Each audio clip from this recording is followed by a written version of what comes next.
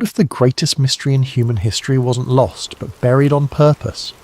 Before we dive into the depths, I want to give a thank you to Ilwyn, Eventually, and so many others who suggested this story idea. Your creativity and enthusiasm make these videos possible. If you have ideas for future stories, please leave them in the comments below. I read every single one. Now let's descend into a mystery that spans millennia, where ancient secrets and modern conspiracies collide beneath 3 miles of dark Atlantic water. Act 1. The Discovery. The submersible's floodlights cut through the darkness like surgical blades, illuminating particles of marine snow that drifted past the reinforced viewing port. Maya Wren pressed her face closer to the glass, her breath fogging the surface as she watched the magnetometer reading spike again. "That's the 4th anomaly in 20 minutes, she murmured, her fingers flying across the laptop keyboard mounted to her workstation. The cramped interior of the research vessel, Meridian hummed with the steady thrum of engines and the occasional ping of the sonar array. "Could be ferrous deposits," offered James Park, her graduate assistant, his Korean accent still thick despite 5 years at Woods Hole. He adjusted his glasses and leaned over her shoulder to study the screen. "The mid-Atlantic ridge is volcanically active. Plenty of iron-rich basalt down there." Maya shook her head, her dark curls escaping from the loose bun she'd tied that morning. At 36, she'd been mapping oceanic magnetic fields for over a decade, and she knew the difference between geological noise and genuine anomaly. This was different. This was organised. "Basalt doesn't form perfect right angles, James." She pulled up the 3-dimensional rendering of the seafloor they'd been building for the past 6 weeks. The National Oceanic and Atmospheric Administration had funded this expedition to study geomagnetic fluctuations along the Azores sector of the mid-Atlantic ridge. Routine science, or so they'd thought. But 3 days ago, their multi-beam sonar had detected something that made Maya's academic instincts scream. Beneath 400 metres of volcanic sediment, approximately 800 nautical miles west of the Portuguese coast, something massive was hiding. The rendering rotated on her screen. A rectilinear structure nearly 2 kilometres across, composed of what appeared to be 3 concentric rings connected by radial pathways. The magnetic signature was unlike anything in the geological record, consistent with worked stone or metal, not natural formation. "What's the depth?" asked Captain Torres from the bridge above, his voice crackling through the intercom. 2,800 metres, Maya replied, "right at the edge of the abyssal plain." "And you're certain this isn't a shipwreck? Maybe a World War II convoy?" Maya zoomed in on one section of the structure. "Captain, this thing predates steel shipping by a considerable margin. Look at the sediment stratification. We're looking at burial that occurred at least 12,000 years ago, possibly more. Whatever this is, it's been down there since the last ice age." Silence filled the intercom. Even Torres, who'd spent 40 years at sea and thought he'd seen everything, had no response to that. James broke the quiet. "Should we notify NOAA?" "Already done," Maya said, typing the final commands to upload their findings to the shared US-European Union oceanographic database. "Full data set, images, coordinates, everything's going to the archive server now." She hit enter and leaned back in her chair, allowing herself a moment of satisfaction. This was why she'd become an oceanographer. Not for the grants or the conferences, but for moments like this, when the ocean revealed secrets it had kept for millennia. The upload completed. Maya watched the confirmation dialogue appear on her screen. Data successfully transmitted to NOAA archive server. Reference code AZ-MAR-2025-0847. "Coffee?" James offered, holding up the thermal carafe. God, yes. He poured her a cup of the thick black liquid that barely qualified as coffee, but had become essential fuel during their long shifts. Maya wrapped her hands around the warm mug and returned her attention to the sonar display, watching the seafloor scroll past as Meridian continued its survey pattern. Then her screen went black. "What the—" Maya tapped several keys. Nothing. She checked the power supply. Green light. The computer was running, but her access had been cut. James, are you seeing this? He checked his own terminal. I've got nothing. The whole network just locked me out. Maya tried her administrative password. Access denied. She tried her backup credentials. Access denied. She attempted to reconnect to the NOAA server. Your credentials have been revoked. Contact system administrator. That's impossible, she breathed. I uploaded the data 15 minutes ago. You can't revoke research credentials without a formal review, and that takes weeks. Captain Torres's voice came through the intercom, tight with tension. Ren, I'm getting a priority communication from NOAA headquarters. They're ordering us to cease all surveying operations in this sector immediately and return to port. What? Why? They didn't say. But the order came with a national security classification tag. Maya's hands went cold despite the warm coffee mug. National security? For geological research? Captain, request clarification. We're in international waters conducting civilian scientific research funded by US taxpayer money. They can't just... The order is non-negotiable, Ren. We turn around now, or we lose our research license. I'm sorry. The intercom clicked off. Maya stared at her blank screen, her mind racing. She'd uploaded complete data to the server. Coordinates, sonar imagery, magnetic readings, everything. And within minutes, her access had been revoked, and their expedition terminated. Someone didn't want them looking at what was down there. James set down his coffee cup carefully. What do we do? Maya opened her laptop, her personal device not connected to the ship's network. Before uploading to NOAA, she'd made a habit of backing up all her research to an encrypted cloud drive. A habit born from a graduate school disaster when a server crash had destroyed 6 months of thesis work. She accessed the drive. The files were still there. All of them. We find out what we discovered, she said quietly, and we find out why someone wants it buried. Act 2. The Black Archive. The coffee shop in Woods Hole, Massachusetts was nearly empty at 3 p.m. Maya sat in a corner booth, her laptop open but her attention focused on the door. She'd been waiting for 20 minutes, and with each passing moment she wondered if this was a mistake. The email had arrived 2 days after Meridian returned to port. No subject line, sent from an anonymous encrypted address. I worked on something called Project Delphi in the 1970s. I know what you found. We need to talk. Come alone. Below that was a time, a location, and a warning. Delete this message after reading. Maya had almost ignored it. She was a scientist, not a conspiracy theorist. But her credentials were still revoked. NOAA had offered no explanation beyond administrative review. Her calls to supervisors went unreturned, and when she'd tried to discuss her findings with colleagues, she'd been met with uncomfortable silence and sudden excuses to end conversations. Someone was actively suppressing her research. The door chimed. An elderly man entered, moving with the careful deliberation of someone whose body no longer obeyed as quickly as his mind commanded. He was perhaps 75, with close-cropped white hair and the weathered face of someone who'd spent years at sea. His eyes swept the coffee shop with the methodical assessment of a man trained to notice threats. Those eyes found Maya.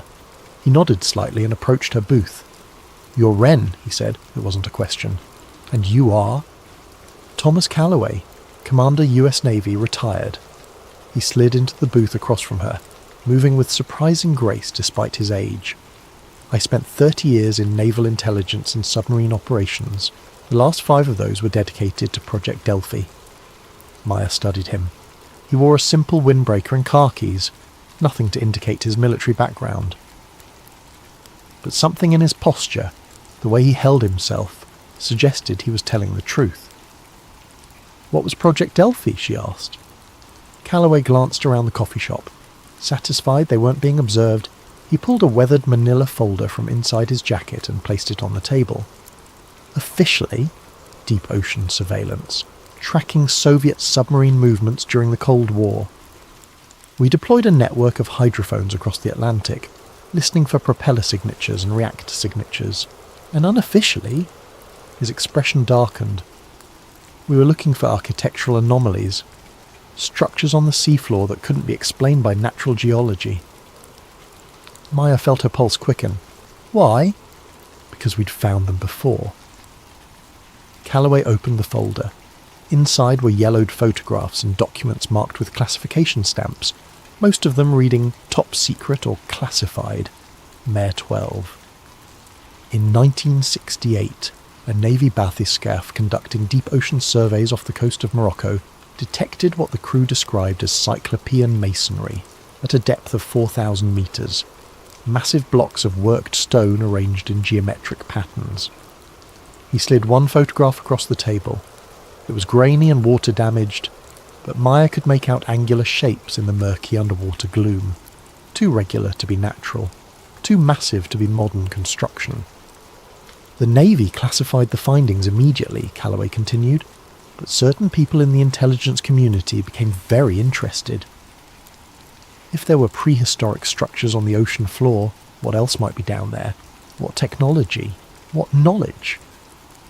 So they created Project Delphi to search for more, Maya said. Exactly. We spent 5 years mapping the Atlantic seafloor with sonar arrays far more sophisticated than anything available to civilian researchers. We found dozens of anomalies. Most turned out to be shipwrecks or geological formations that looked artificial but weren't. But some... He trailed off, his gaze distant. Some were real, Maya finished. Calloway nodded slowly. In 1977, we detected a massive structure near the mid-Atlantic ridge.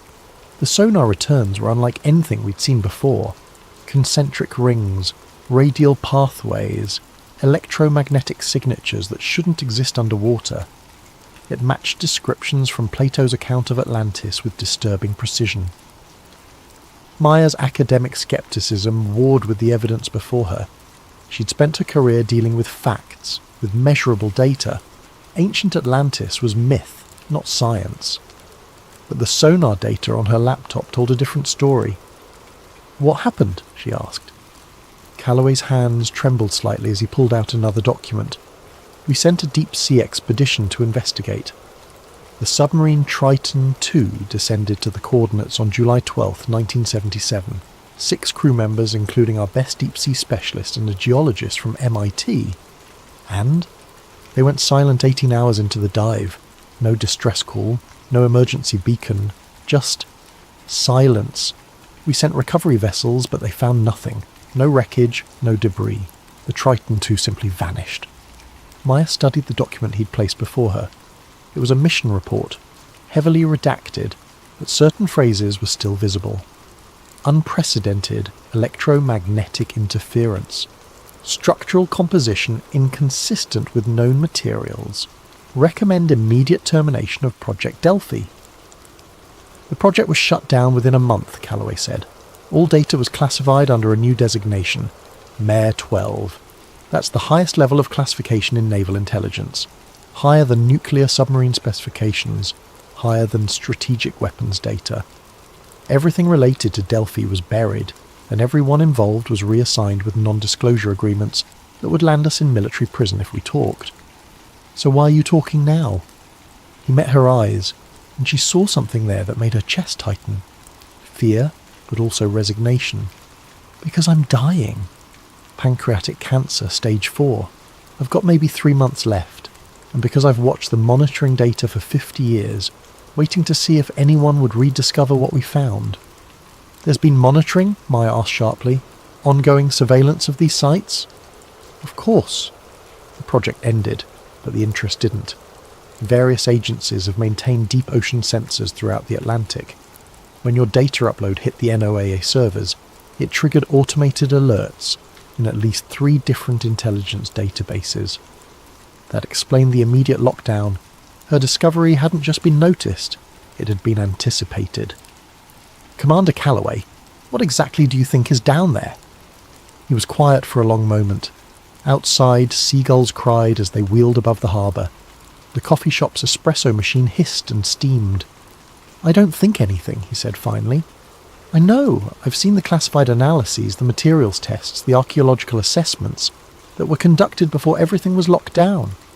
What's beneath that sediment isn't just ruins, Maya. It's a containment facility." "Containing what?" That's the question that got 6 people killed in 1977. He reached into his jacket again and pulled out a small USB drive. These are the original Delphi coordinates for the primary site. They're approximately 40 nautical miles from where you conducted your survey. You found one of the outer structures. The main complex is deeper, more heavily buried. Maya took the drive, her fingers closing around the small piece of plastic and metal that seemed to weigh far more than it should. What am I supposed to do with this? That's up to you. But understand that the moment you access those coordinates, you'll be placing yourself in considerable danger. The people who manage Mare 12 have unlimited resources and absolutely no oversight. They've maintained this secret for half a century. They won't let a civilian oceanographer expose it now. He stood slowly, buttoning his windbreaker. Commander, wait. I've told you everything I can. The rest is on that drive. Delete our correspondence, destroy any evidence that we met. And Maya. He paused at the edge of the booth. If you do decide to pursue this, don't use official channels. Don't trust anyone in government or academia. And for God's sake, don't tell anyone where you're going. He walked toward the door, his gait stiff but purposeful.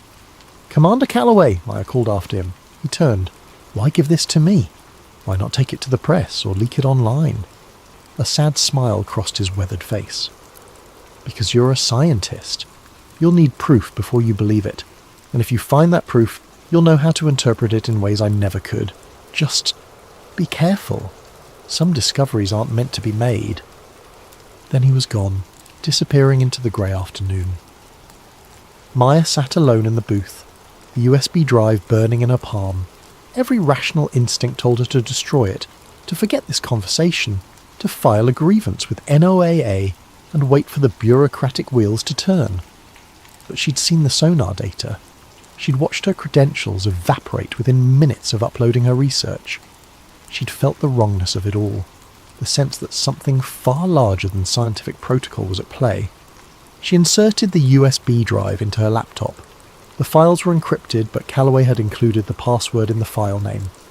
Triton 77. Maya typed it in and held her breath. The drive contained dozens of files, sonar maps, bathymetric surveys, electromagnetic spectrum analyses, and dozens of photographs. She opened the images folder. The first photo made her breath catch. It showed a sonar composite of the seafloor, but the resolution was far beyond anything available to her expedition. And there, rendered in stunning detail, were the 3 concentric rings she'd detected. But now she could see they were part of a much larger complex. Radial pathways connected the rings like spokes on a wheel. Massive structures rose from the seafloor, their geometry too precise to be natural. And at the centre of it all was something that made her academic skepticism crumble entirely. A pyramid. Not stepped like Mayan construction or smooth like Egyptian. This was something else entirely. Obsidian black, perfectly symmetrical, rising nearly 300 metres from the ocean floor. The image was stamped with a date, June 1977, 1 month before the Triton II disappeared. Maya's hand shook as she opened the next file. It was a geological analysis, written in dense technical language, but certain passages had been highlighted. Composition inconsistent with terrestrial igneous formations. Isotopic analysis suggests artificial vitrification process. Presence of manufactured nanostructures within crystalline matrix. Electromagnetic properties indicate active power source, despite 12,000-year burial. Active power source. Something down there was still functioning after 12 millennia underwater. The next file was a memo from the project director to the Secretary of the Navy. Project Delphi has identified a structure of potentially non-terrestrial origin. Recommend immediate containment protocols and suspension of all deep ocean research in affected sectors. Further investigation poses unacceptable risk to national security and possibly global stability. Non-terrestrial origin. Maya closed the laptop, her mind reeling. This couldn't be real. This was the territory of late-night radio shows and conspiracy theory websites, not legitimate science. But the data was real. The sonar returns were real. And Commander Calloway's fear had been very, very real. Her phone buzzed. A text message from an unknown number. Commander Thomas Calloway was found dead this morning. Boating accident off Cape Cod. My condolences. Stop asking questions. Maya stared at the message, her hands trembling. Calloway had met with her 3 hours ago. He'd been fine, dying of cancer, yes, but very much alive. A boating accident, within hours of giving her classified information. She deleted the message and pulled the USB drive from her laptop. Then she made a decision that would change everything. She was going to find out what was buried beneath the Atlantic, and she was going to find out why people were willing to kill to keep it secret. Act 3. The Descent. Finding a submersible proved easier than Maya expected. The hard part was finding one whose owner wouldn't ask too many questions. She found both in Leo Castellano, a 42-year-old marine engineer who'd spent 15 years designing deep-sea equipment for oil companies before an ethical dispute led him to quit and start his own oceanographic equipment rental business. He operated out of a converted warehouse in Ponta Delgada, in the Azores, and his website advertised no corporate bureaucracy, no red tape, just good equipment and reasonable rates. Maya had flown to the Azores using her savings and rented a small boat under a false name. When she approached Leo with her proposal, a privately funded deep-sea dive to investigate geological formations, he'd been sceptical until she showed him the sonar data. "This is real?" he'd asked, studying the images on her laptop. "As real as anything I've ever measured." He'd studied her for a long moment, his dark eyes assessing. "You're that oceanographer, aren't you? The one whose research credentials got pulled. I saw the talk on the forums." Maya's stomach sank. "I can explain." "No need. I left petroleum engineering because they kept ordering me to bury inconvenient data about environmental damage. I recognise a cover-up when I see one." He'd grinned. "When do we leave?" Now, 3 days later, Maya stood on the deck of Leo's research vessel Prometheus, watching as his crew prepared the submersible Orpheus for deployment. The submarine was a marvel of engineering, a titanium sphere capable of reaching depths of 6,000 metres, equipped with high-definition cameras, manipulator arms, and enough life support for 72 hours. "Final systems check complete," Leo announced, emerging from the sub's access hatch. "All green across the board. Weather window looks good for the next 8 hours." Maya nodded, trying to calm the nervous energy thrumming through her veins. She'd done dozens of submersible dives in her career, but never one like this. Never one that might reveal evidence of a pre-Ice Age civilization. Or worse, evidence that someone had been killing to keep that civilization hidden. "You're sure about this?" Leo asked quietly. "Once we're down there, we're committed. No abort unless it's a life-threatening emergency." "I'm sure." They climbed into the submersible together, squeezing through the narrow hatch into the cramped interior.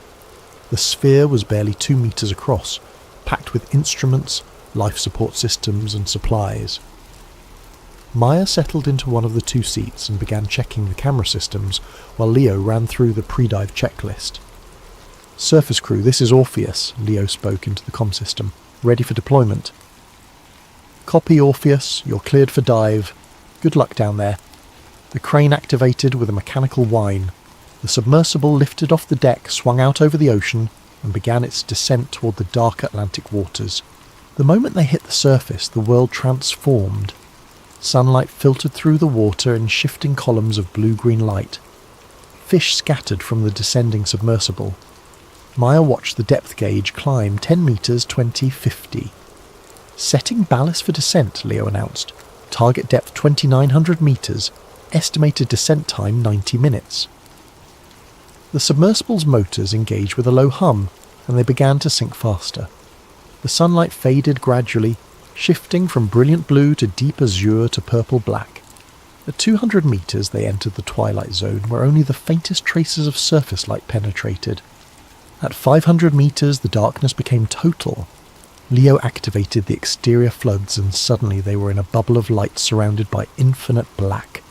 Particles of organic matter drifted past like snow, marine snow, the constant rain of dead plankton and fish scales and fecal pellets that fed the deep ocean's ecosystem.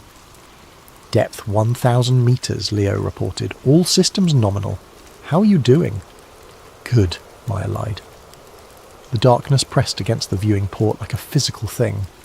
She forced herself to focus on the instruments, on the sonar display that showed the seafloor still far below. They descended in silence, the only sounds the hum of the motors and the occasional ping of the active sonar. The pressure gauge climbed steadily. Outside, the water pressure was now over 100 atmospheres, enough to crush an unprotected human instantly. Depth 2,000 meters, Leo said, entering the abyssal zone. The temperature inside the sphere had dropped noticeably despite the heaters. Maya's breath formed small clouds of vapour. She checked the magnetometer, already detecting the anomalies that had first drawn her attention. "I'm getting readings," she said. "Electromagnetic signature increasing. Bearing 235 degrees. Leo adjusted their course slightly. The sonar showed the seafloor rising to meet them as they followed the slope of the mid-Atlantic ridge. Depth 2,500 meters. Bottom coming up fast. Maya activated the HD cameras, their feeds appearing on the monitors mounted throughout the sphere. The lights illuminated swirling clouds of sediment kicked up by their descent. 2,800 meters, levelling off. The submersible's descent slowed, and they hovered 10 meters above the seafloor. Leo activated the lateral thrusters, and they began moving forward at a crawl, following the coordinates from Callaway's USB drive. The seafloor was a landscape of volcanic rock and sediment, dotted with the occasional deep-sea creature, rat-tailed fish with bioluminescent lures, spider crabs picking through the mud, ghostly white anemones waving in the current. Then the lights caught something that didn't belong. "Stop," Maya breathed. Leo killed the thrusters immediately. They drifted forward on momentum, the lights sweeping across what Maya had spotted. It was a wall, not a rock formation, not a coral reef. A wall, black as obsidian, rising from the sediment in a perfectly straight line that extended beyond the reach of their lights in both directions. "Mother of God," Leo whispered. Maya guided one of the external cameras closer. The wall surface was smooth, almost glassy, with a texture that suggested it had been melted rather than carved. And there, barely visible beneath a thin layer of biological film, were markings. "Are those inscriptions?" Leo asked. Maya leaned closer to the monitor. The markings were geometric, circles, spirals, and linear patterns that seemed to repeat at regular intervals, and among them, symbols that made her academic certainty crumble entirely. A double helix, the universal symbol for DNA, rendered in stone 12,000 years before Watson and Crick. "This shouldn't be possible," she said, "but it is." Leo was already manoeuvring the sub along the wall's length. "We're seeing it right now." They followed the wall for nearly a kilometre, the massive structure curving gradually. Maya realised they were travelling along the outer ring of the concentric circles she detected with sonar. The wall rose at least 30 metres from the seafloor, disappearing into the sediment above. There, Leo pointed, an opening. A gap in the wall, too regular to be damage, clearly intentional, an entrance. "Should we go through?" he asked. Maya checked the electromagnetic readings. They were spiking dramatically, the frequency patterns unlike anything in her database of geological phenomena. "Yes," she said, "but carefully." Leo guided Orpheus through the opening. On the other side, the seafloor dropped away into a vast circular basin, and at its centre. Maya's breath caught in her throat. The pyramid, just like in Callaway's photographs, but seeing it in person was entirely different. It rose from the basin floor in perfect geometric precision, each face meeting at precise angles, the entire structure glowing with a faint blue-green bioluminescence that had nothing to do with marine life. "That's not biological," Leo said, his voice barely above a whisper. "That's electromagnetic radiation. The structure itself is generating light." "After 12,000 years underwater," Maya added. "Whatever technology built this, it's still active." They descended into the basin, circling the pyramid slowly. It was massive. The base alone had to be nearly half a kilometre across. The surface was the same obsidian-like material as the walls, but smoother, more refined. And across every face were inscriptions, thousands of them, covering the entire structure in a dense lattice of symbols and diagrams. Maya photographed everything, her cameras clicking constantly. The symbols included mathematical equations, astronomical charts showing planetary orbits, and again, repeatedly, that double helix pattern intertwined with stellar coordinates. It's a map, she realised, or a message. These aren't just decorations, they're communicating something. What's that? Leo pointed to the pyramid's apex. Something protruded from the structure's peak, a crystalline formation that pulsed with the same blue-green light, but brighter, more concentrated. Can we get closer? Maya asked. Leo engaged the thrusters, and they rose toward the apex. As they approached, Maya's instruments went haywire. The electromagnetic readings spiked off the scale. Static filled the comm system. Even the submersible's lights flickered. We're getting interference, Leo reported, his voice tense. The pyramid's output is playing hell with our electronics. Just a little closer. They ascended until they were level with the crystal formation. It was beautiful. A perfectly symmetrical structure of what looked like quartz, or diamond, easily 3 meters tall, pulsing with internal light like a heartbeat. And through that light, Maya could see something inside. Leo, can you position one of the cameras for a better angle? He manoeuvred the external camera arm, bringing it within a meter of the crystal.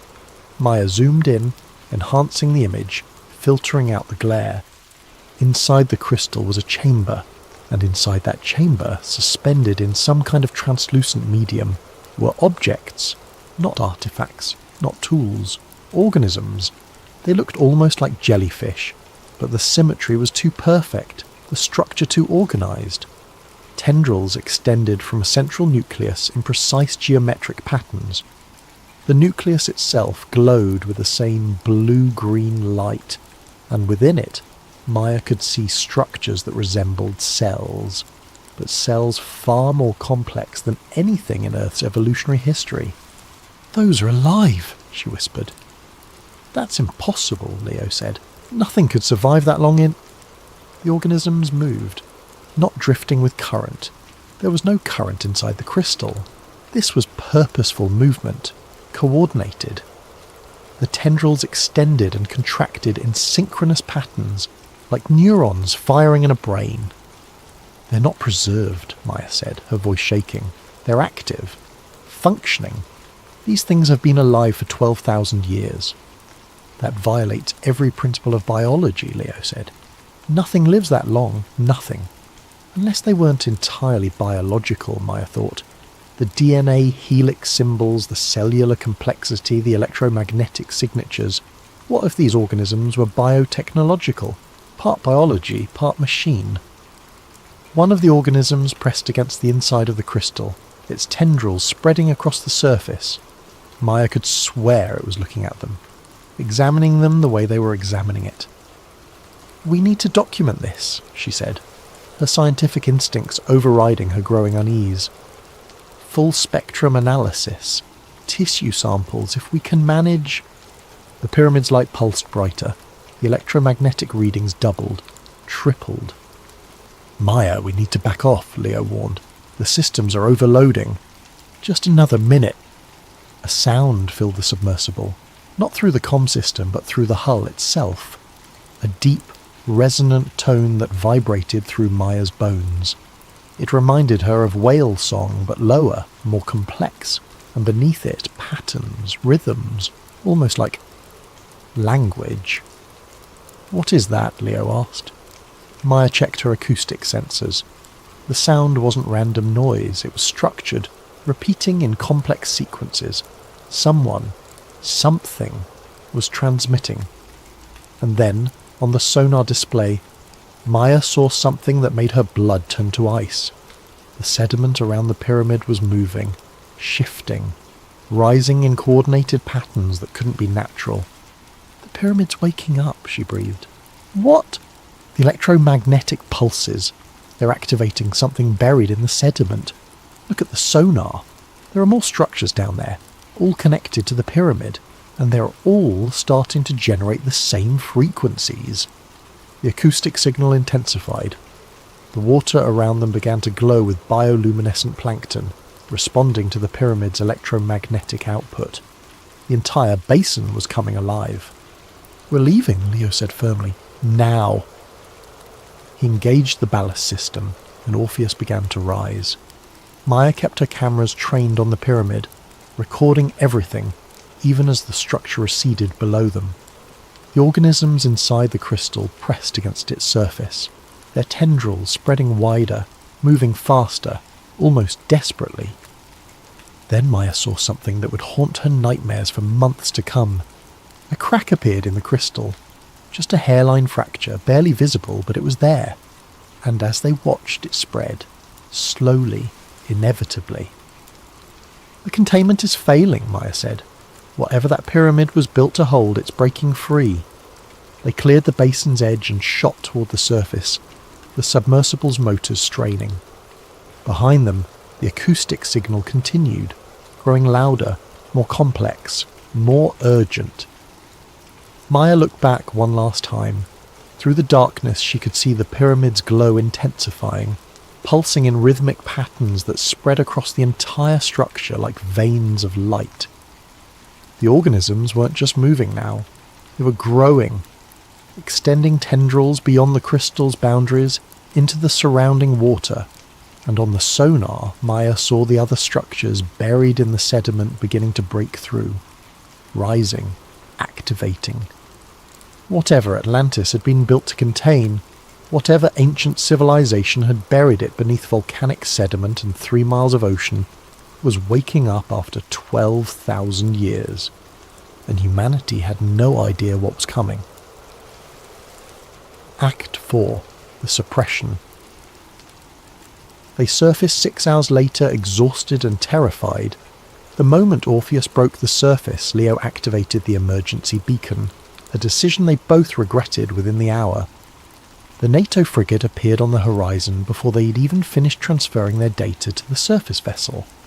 Maya watched through binoculars as the warship approached with deliberate speed, its profile unmistakable even at distance. "That's a patrol vessel," Leo said, his voice tight. "Armed. What the hell is NATO doing out here?" "Looking for us," Maya replied quietly. The frigate pulled alongside Prometheus, dwarfing Leo's smaller research vessel. Armed sailors lined the rails. A voice boomed over a loudspeaker in English, Portuguese and French. "This is NATO research vessel integrity. You're operating in a restricted maritime zone. Stand by for boarding." "Restricted?" Leo looked at Maya. "We check the maritime charts." "This is open ocean, international waters." "It wasn't restricted 6 hours ago," Maya said. "It is now." The boarding party came aboard with professional efficiency. A dozen sailors and 3 men in civilian clothing who moved with the precise coordination of military special forces.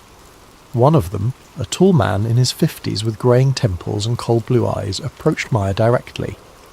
"I'm Commander Peterson, NATO Maritime Research Division," he said, showing credentials that Maya didn't recognise. "You've been conducting unauthorised research in protected waters." "This is international ocean," Leo protested. "You can't just..." "Under Article 87 of the United Nations Convention on the Law of the Sea, we have authority to restrict access to areas of environmental sensitivity," Peterson interrupted smoothly. "A massive gas seep has been detected in this sector. Highly toxic, potentially explosive. We're evacuating all vessels for their safety." "That's convenient," Maya said. "How long has this gas seep been active?" Peterson's expression didn't change. "Long enough. Now we'll need to confiscate all recording equipment and data storage devices. Standard contamination protocol." "Contamination?" Leo said incredulously. "From what?" "Sulfur compounds can corrupt electronic media," Peterson said smoothly. "We're doing you a favour." Within minutes, armed sailors were removing every hard drive, camera and recording device from both vessels. Maya watched helplessly as they carried away terabytes of data. The pyramid, the organisms, the inscriptions, everything. "This is illegal seizure," she protested. Peterson stepped closer, his voice dropping to a whisper only she could hear. "You dove to coordinates from a classified military project. You documented structures covered by international security protocols that predate your birth. You have no legal standing here, and if you push this, you'll discover exactly how far outside the law you really are.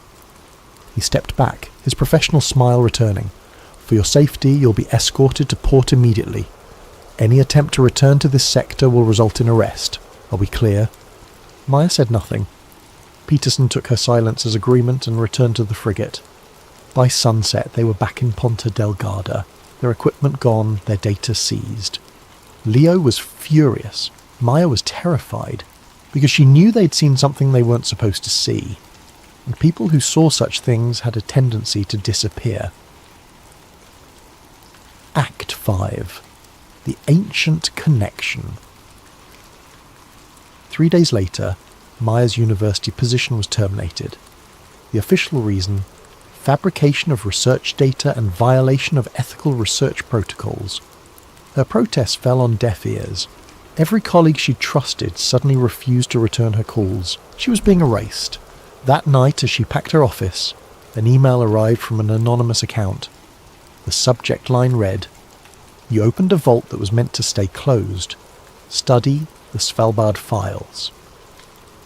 Svalbard, the Norwegian archipelago known primarily for its global seed vault, a massive underground facility designed to preserve crop diversity in case of global catastrophe. Maya spent the next week researching, following digital breadcrumbs through leaked documents, conspiracy forums, and archived UN reports. What she found was disturbing. The Svalbard Global Seed Vault had an annex, an older section, built in the 1980s, that predated the official vault by decades. According to leaked architectural plans, this section wasn't designed for seeds. It was designed for biological samples. Maya used the last of her savings to fly to Longyearbyen, Svalbard's main settlement. The midnight sun hung above the horizon, casting everything in perpetual twilight. She hired a local guide named Eric, telling him she was a journalist researching climate data. He took her to the vault's location, a massive entrance built into the mountainside, its triangular concrete portal iconic and foreboding. "The seed vault is closed to visitors," Eric said, "but there are maintenance tunnels. Used to be coal mines before they built the vault. Can you show me?" Eric studied her for a long moment. "You're not a journalist." "No. This is dangerous, whatever you're doing." "I know." He nodded slowly. "There's a tunnel entrance 3 kilometers north. Connects to the old sections. I can get you inside, but after that you're on your own." The tunnel was cramped and dark, carved through permafrost that gleamed in Maya's headlamp. They walked for nearly an hour before Eric stopped at a sealed metal door.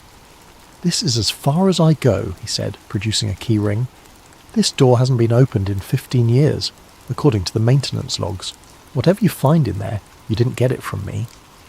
Maya thanked him, and waited until his footsteps faded before opening the door.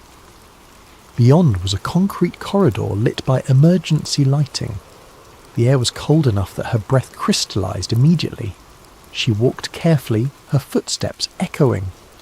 The corridor opened into a vault, not the modern seed storage, but something older, industrial. The walls were lined with sealed containers, each marked with hazard symbols and classification codes. And there, on several containers, was the symbol she'd seen on the pyramid. The double helix intertwined with stellar coordinates. Maya's hands shook as she approached one of the containers. It was sealed with multiple locks, but years of permafrost had made the metal brittle. She used a crowbar from the maintenance area and pried it open. Inside were dozens of smaller containment vessels, each filled with luminescent fluid. And floating in that fluid were samples, tissue samples, cellular cultures, all glowing with the same blue-green light she'd seen in the pyramid. A dossier lay in the container, sealed in waterproof plastic. Maya pulled it out and opened it. The title page read, "Delphi Continuation Project, Genomic Preservation Protocol." She read through the document with growing horror. The organisms from the pyramid weren't alien. They were human-made, or rather made by whatever civilization had existed before the last ice age. a civilization that had mastered biotechnology to the point of creating self-replicating, self-sustaining biological machines. The dossier explained that when Project Delphi discovered the pyramid in 1977, they'd recovered samples. Analysis revealed that the organisms contained human DNA fragments, but modified, enhanced, merged with technology at the molecular level. The ancient civilization hadn't been destroyed, they'd transcended, merging with their own creations. And when they realised what they'd become, biological entities that could theoretically live forever, replicate endlessly, remake the world in their image, they'd made a terrible choice. They'd buried themselves, imprisoned their own evolution beneath the ocean floor, hoping that future civilizations would be wiser, that humanity wouldn't make the same mistakes. The final page of the dossier was a mission report dated September 1977, 1 month after the Triton II disappeared. Containment breach imminent. The organisms are demonstrating adaptive capabilities beyond initial assessments. Recommend tectonic burial via directed seismic detonation. Maintain monitoring protocols. Under no circumstances should the primary containment structure be disturbed. Someone had written in the margin, in faded ink, they didn't die. They're waiting. Maya photographed every page with her phone, her hands trembling. This was the proof. This was what they'd been hiding. Atlantis wasn't a myth.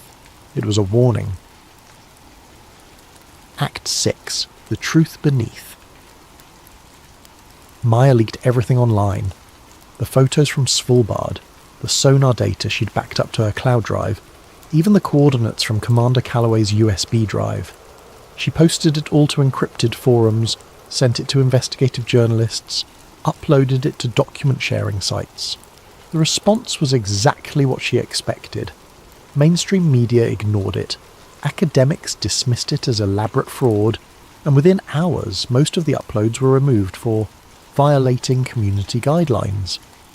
But some sites kept it up. Some people believed. And in the comments and private messages, Maya found others. Whistleblowers from various agencies, former military personnel, scientists who'd encountered similar suppressions.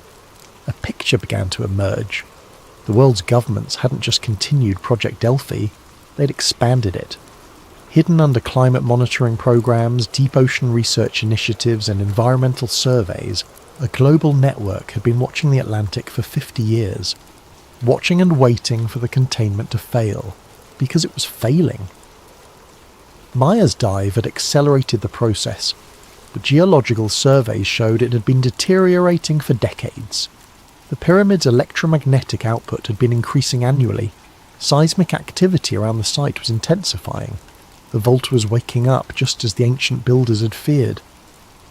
2 weeks after her leak, Maya received a message from an encrypted account. It contained a single file, real-time seismic data from the mid-Atlantic ridge. The readings showed a pattern, regular pulses repeating every 47 minutes, emanating from the exact coordinates of the pyramid, and the pattern matched perfectly with the double helix inscription she'd photographed. The organisms weren't just alive, they were transmitting, broadcasting their genetic code into the surrounding ocean, into the global current systems, potentially into the atmosphere itself. The ancient civilization's final gift, or curse, was spreading. Maya sat in her tiny apartment, watching the seismic data scroll across her laptop screen. She'd lost everything pursuing this truth. Her career, her reputation, her safety. Commander Calloway was dead. Others who'd helped her had disappeared or recanted their statements under mysterious pressure. But the data didn't lie, and the world needed to know. She typed out one final post attaching all the evidence. My name is Maya Wren. I'm an oceanographer who discovered something beneath the Atlantic Ocean that challenges everything we think we know about human history. What I found suggests that Atlantis was real, but not the way we imagined. It wasn't a paradise lost to natural disaster. It was a containment facility, built by an ancient civilization to imprison something they'd created and couldn't control.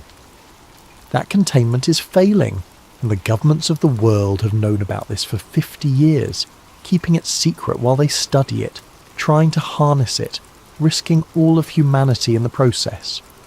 I don't know what happens next, but I know we deserve the truth. We deserve to know what's waking up 3 miles beneath the ocean, because if we don't understand it, we can't prepare for it. The vault is opening, and we're running out of time. She hit send and sat back exhausted. Outside her window, the night sky was clear, stars scattered across the darkness like the inscriptions on the pyramid. Somewhere beneath the Atlantic, ancient biotechnology was pulsing with stolen heartbeats, waiting. Maya put on her headphones and accessed the live feed from a research buoy she'd secretly maintained contact with, one of hundreds monitoring the Atlantic. She listened to the low-frequency hum transmitted through 3 miles of water, converted to audible sound by the buoy's hydrophones. And there, beneath the random noise of ocean currents and marine life, she heard it. A pattern, rhythmic, purposeful, almost musical. The double helix rendered in sound, repeating endlessly, spreading through the global ocean like a whispered secret. The organisms were singing, calling, broadcasting their existence to whatever might be listening. Maya closed her eyes and listened as the ocean itself seemed to whisper through her headphones, the ancient voice of a civilization that had tried to bury its greatest achievement and most terrible mistake.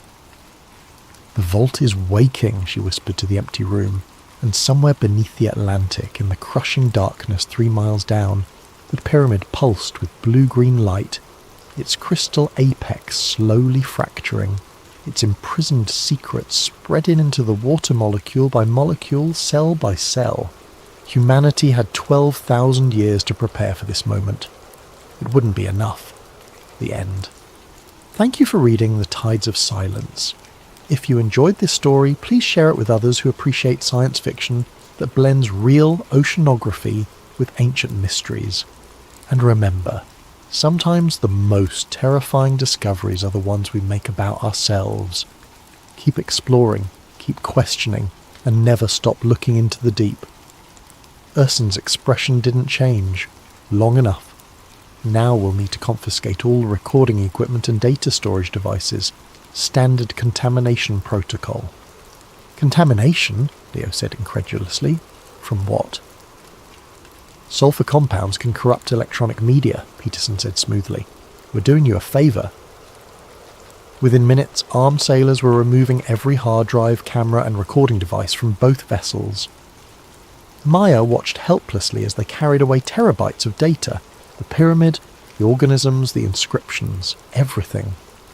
"This is illegal seizure," she protested. Peterson stepped closer, his voice dropping to a whisper only she could hear. "You dove to coordinates from a classified military project. You documented structures covered by international security protocols that predate your birth. You have no legal standing here, and if you push this, you'll discover exactly how far outside the law you really are."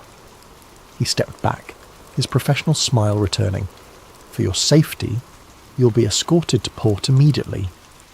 Any attempt to return to this sector will result in arrest. Are we clear?" Maya said nothing.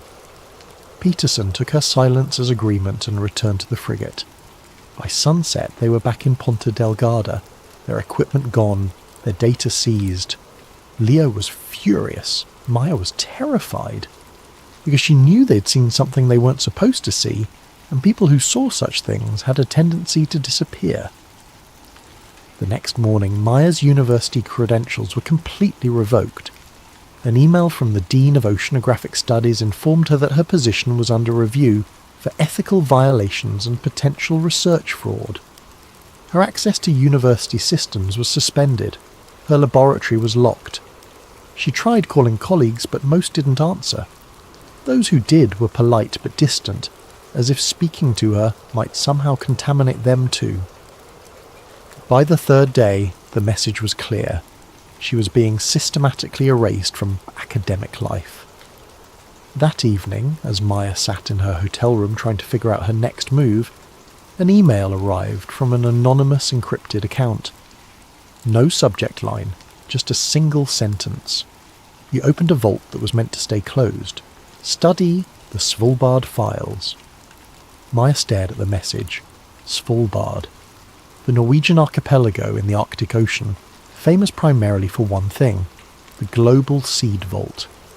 She spent the next 12 hours researching. The Svalbard Global Seed Vault was a massive underground facility carved into a mountain, designed to preserve crop diversity in case of global catastrophe. It held over 1 million seed samples from around the world, humanity's agricultural insurance policy. But as Maya dug deeper through leaked documents, conspiracy forums and archived United Nations reports, she found references to something else. An older facility. An annex built in the 1980s, before the official seed vault existed. And this older section wasn't designed for seeds. According to fragmentary architectural plans she found on an obscure document-sharing site, the original Svalbard facility had been built to store biological samples. Not plants. Something else entirely. Several of the leaked documents bore a familiar classification, MARE12. Maya made her decision. She used the last of her savings to book a flight to Oslo, then north to Longyearbyen, Svalbard's main settlement. Act 5. The Ancient Connection. The Arctic sun never fully set in summer, casting everything in perpetual twilight. Maya stepped off the small aircraft onto the tarmac at Svalbard Airport, the cold wind cutting through her jacket despite it being June. Longyearbyen was a small town of brightly coloured buildings against a backdrop of snow-covered mountains and glaciers. It felt like the edge of the world, isolated, remote, forgotten by civilization. Perfect for hiding secrets. Maya checked into a small guest house and spent the evening in the common area, nursing coffee and listening to conversations. Most visitors were scientists, climate researchers, or adventure tourists come to see polar bears and glaciers. She struck up a conversation with a weathered man in his 50s who introduced himself as Eric Johansson, a local guide and former coal miner. "The seed vault," he said when she mentioned her interest. "It's closed to visitors, very secure, but there are maintenance tunnels, old coal mine passages that connect to some of the facility's outer sections." "Could someone access those tunnels?" Maya asked carefully. Eric studied her over his coffee cup. "You're not a tourist." "No." "And you're not here for the seeds." "No." He was quiet for a moment, then leaned forward. "My father worked construction when they built the original facility in 1984, before the seed vault. He told me stories about strange equipment they installed. Biological containment systems, cryogenic storage, things that had nothing to do with preserving crops. He signed confidentiality agreements, but before he died, he told me the truth. There's more in that mountain than seeds." Maya felt her pulse quicken. "Can you help me get inside?" Eric considered this. "What you're planning is illegal, trespassing at minimum, possibly violating international security protocols." "I know, and you're going to do it anyway." "I have to." "People are dying to keep these secrets buried. I need to know why." Eric nodded slowly. "There's a tunnel entrance about 3 kilometres north of town, officially abandoned, but the locks were replaced 5 years ago with very expensive security systems. Someone doesn't want people exploring those old passages." "Can you get me past the security?" He smiled grimly. "I maintained those systems when they were installed. I kept copies of the access codes." 2 hours later, Maya followed Eric through the darkness of an abandoned coal mine. Their headlamps cut narrow beams through the blackness, illuminating walls of ice-veined rock. The temperature was well below freezing, and Maya's breath crystallized in clouds before her face. They walked for nearly an hour, descending deeper into the mountain. Finally, Eric stopped at a heavy steel door set into the rock wall. A modern Tektronix keypad was mounted beside it, incongruous against the ancient stone. "This is as far as I go," Eric said. He entered a 12-digit code and the lock clicked open. "Beyond this door, you're in the facility." There are no cameras in the old sections. They were decommissioned when the new seed vault opened. but if someone is actively monitoring, they'll know the door was opened. How long do I have? 30 minutes before someone could realistically get here from town. Maybe an hour if weather delays them. Don't push your luck. Maya thanked him and waited until his footsteps faded back up the tunnel before pulling the door open. Beyond was a concrete corridor lit by dim emergency lighting. The air was intensely cold, far colder than the mine tunnel. She walked carefully, her footsteps echoing off the walls. The corridor opened into a large vault chamber. The walls were lined with sealed storage containers, each marked with hazard symbols and classification codes that Maya didn't recognise. The containers were old, decades old, their surfaces covered in frost, and there on several containers near the back of the chamber was a symbol that made Maya's heart stop. The double helix intertwined with stellar coordinates, the same symbol from the pyramid. Her hands shook as she approached the containers. They were sealed with multiple locks, but years of permafrost expansion had made the metal brittle. She found a pry bar in a maintenance locker and used it to force open the nearest container. Inside were dozens of smaller vessels, each filled with luminescent fluid. Floating in that fluid were tissue samples, organic material that glowed with the same blue-green bioluminescence she'd seen in the pyramid's crystal chamber. A dossier lay at the bottom of the container, sealed in waterproof plastic. Maya pulled it out with trembling fingers and opened it. The title page read, Project Delphi Continuation, Genomic Preservation Protocol. She began reading, and with each page her understanding of everything shifted. The organisms weren't alien. They weren't even entirely foreign to Earth's evolutionary history. According to the analysis, they contained human DNA fragments, but modified, enhanced, merged with synthetic biological structures at the molecular level. The dossier explained that when Project Delphi discovered the pyramid in 1977, they'd managed to recover samples before the Triton II was lost. Analysis revealed something extraordinary. The organisms represented a form of biotechnology that merged organic and synthetic materials so completely that the distinction became meaningless. They were self-replicating, self-sustaining, capable of adapting to any environment, and they contained genetic information from dozens of species, not just human, but animals, plants, even microorganisms, all woven together in an impossibly complex genomic tapestry. The scientists who studied them concluded that the pyramid wasn't built by an alien civilization. It was built by humans, or rather, by whatever humans had become in a civilization that existed before the last ice age. A civilization advanced enough to master biotechnology at a level that made modern genetic engineering look primitive. But something had gone wrong. Maya found a section marked Containment Rationale. The text was clinical, but the implications were terrifying. Analysis suggests the organisms were designed as a form of biological transcendence, an attempt to merge human consciousness with self-perpetuating biomechanical systems. Initial subjects successfully integrated with the technology, achieving extended lifespans and enhanced capabilities. However, the organisms demonstrated unexpected evolutionary behaviours. They began replicating beyond design parameters. They started rewriting their own genetic code, incorporating DNA from any biological matter they encountered. Within 3 generations, they had diverged so far from their original human template that the designation post-human became inadequate. They were becoming something else entirely.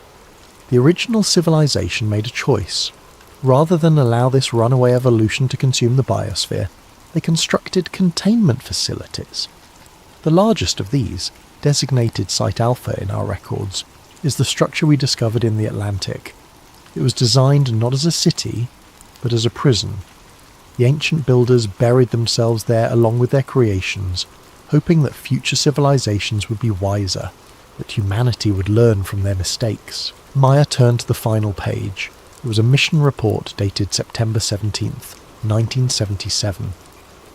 The Triton II expedition has been lost. All crew presumed dead. Final transmissions indicated catastrophic containment breach at Site Alpha.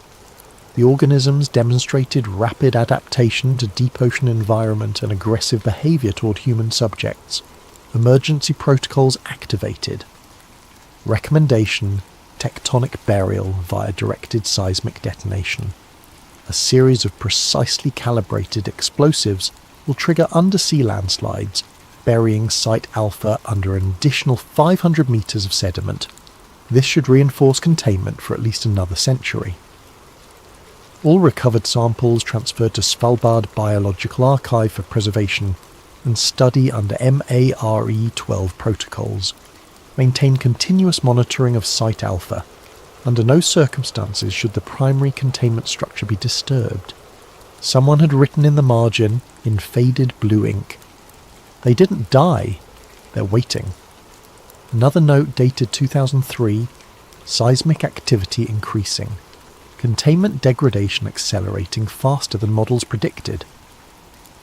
And a final note from 2019, electromagnetic output from Site Alpha up 47% since 2010. Recommend evacuation protocols for coastal populations within 1,000 kilometres if breach occurs. Maya photographed every page with her phone, her mind reeling. They'd known. For nearly 50 years, governments around the world had known that the containment was failing. They'd been studying the organisms, preserving samples, preparing for what might happen, but they'd told no one. She closed the dossier and looked at the glowing samples in their containers. Beautiful. Terrifying. The product of a civilization that had tried to transcend its biological limitations and instead created something that threatened all life on Earth. A distant sound echoed through the corridor, voices, footsteps. Security was coming faster than Eric had predicted. Maya sealed the container and ran back toward the tunnel entrance. Behind her, she heard shouts, the sound of people entering the vault chamber. She made it to the steel door and slipped through, pulling it closed behind her.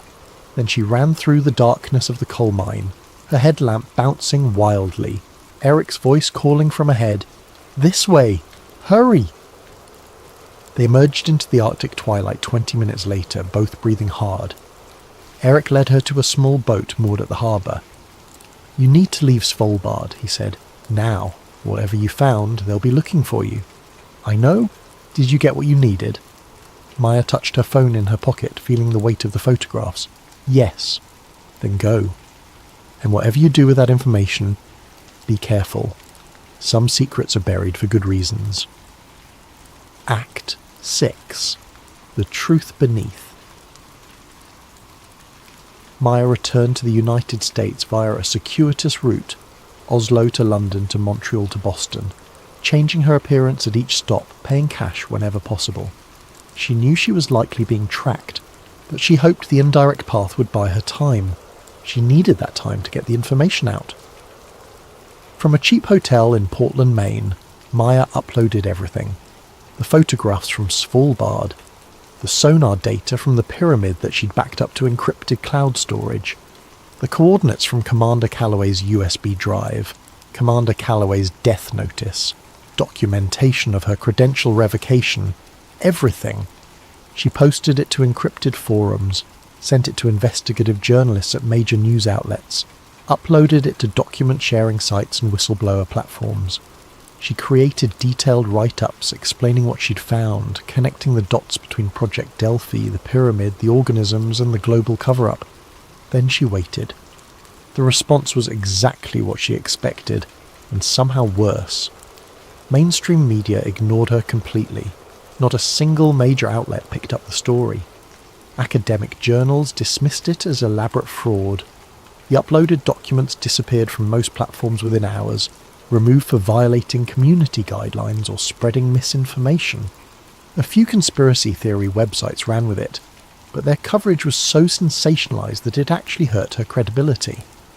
They mixed her genuine evidence with wild speculation about ancient aliens and government mind control, making the entire story seem ridiculous. But some people believed. In encrypted chat rooms and private forums, Maya found others. Former military personnel who'd worked on ocean surveillance projects, Scientists who'd encountered similar suppressions, government contractors who'd seen things they couldn't explain. A picture emerged from these conversations. The world's governments hadn't just continued Project Delphi after 1977, they'd expanded it massively. Hidden under the cover of climate monitoring programs, deep ocean research initiatives and environmental surveys, a vast international network had been watching the Atlantic for 5 decades. Watching and waiting for the containment to fail, because it was failing. The seismic detonations in 1977 had bought time, but not enough. Geological surveys showed the pyramid's electromagnetic output had been increasing steadily since the 1990s. The growth was exponential, doubling every few years. Someone sent Maya a link to real-time seismic monitoring data from the mid-Atlantic ridge. She accessed it through multiple proxy servers, watching the readouts with growing horror. Regular pulses emanated from the exact coordinates of the pyramid. Not random seismic noise, but organised patterns, rhythmic, repeating every 47 minutes, and the pattern matched the double helix inscription she'd photographed. The organisms weren't just alive, they were transmitting, broadcasting their genetic code through vibrations in the Earth's crust, through electromagnetic pulses in the water, potentially into the atmosphere itself through mechanisms Maya didn't fully understand. The ancient civilization's final legacy was spreading, molecule by molecule, cell by cell, into the modern world. Maya spent 3 weeks evading what she was certain was surveillance, moving between cheap hotels, using burner phones, meeting with the few people who believed her in anonymous locations. She documented everything, creating a complete record of her investigation. And then she made a decision. She would stop hiding. She would put her name and face on the record, forcing them to either acknowledge the truth or silence her publicly, something they seemed reluctant to do. From a small apartment she'd rented under a friend's name in Providence, Rhode Island, Maya recorded a video. She explained everything. Her discovery, the NATO interception, Svalbard, the dossier, the organisms, the failing containment. She uploaded it to every platform she could find. Most copies were removed within hours, but some stayed up, and people shared them faster than they could be deleted. The video went viral in certain communities. Not mainstream, major platforms suppressed it too effectively for that, but it spread through alternative media, scientific forums, and among people who'd learned to distrust official narratives. Maya became simultaneously famous and invisible. Famous in certain circles, but completely ignored by mainstream media and academia. It was a strange kind of notoriety. 3 days after her video went public, Maya received a message on her encrypted phone. No words, just a file attachment. It was live data from a deep ocean sensor array, real-time monitoring from the pyramid site.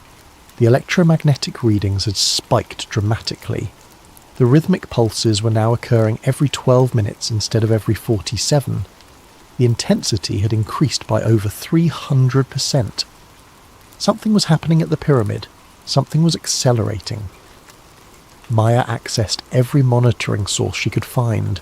Seismic sensors, oceanographic buoys, even amateur radio operators who reported strange low-frequency signals.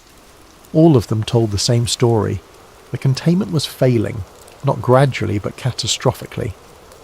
And then the messages started appearing in her encrypted channels.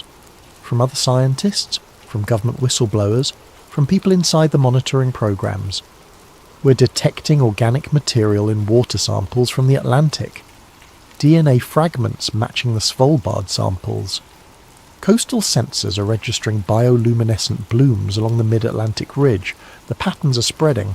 Emergency meetings at NATO headquarters. Something about evacuation protocols. They're mobilising naval assets to the site. Submarine teams, containment vessels. It's happening. Maya sat in her small apartment surrounded by printouts and laptop screens, watching as humanity's hidden history began to break through the surface. She thought about Commander Calloway, who died to get her this information, about the Triton II crew, lost in 1977, about the ancient civilization that had tried to transcend its limitations, and instead created something that might destroy its descendants 12,000 years later. She opened her laptop and began writing one final post. My name is Maya Wren. I'm an oceanographer who discovered something beneath the Atlantic Ocean that challenges everything we think we know about human history. Atlantis was real. But it wasn't the paradise described in myths.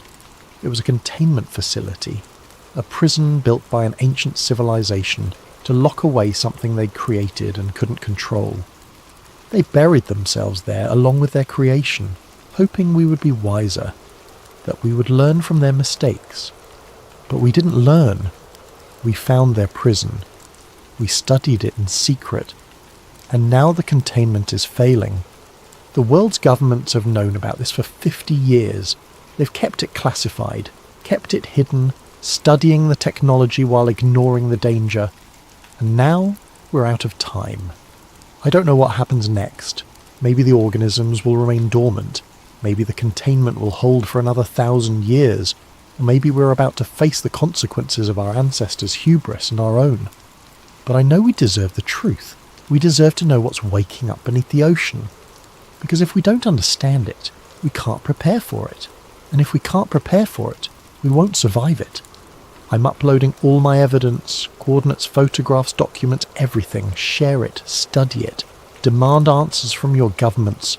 Don't let them keep hiding this. The vault is opening, and we need to be ready. Maya hit send and sat back, exhausted.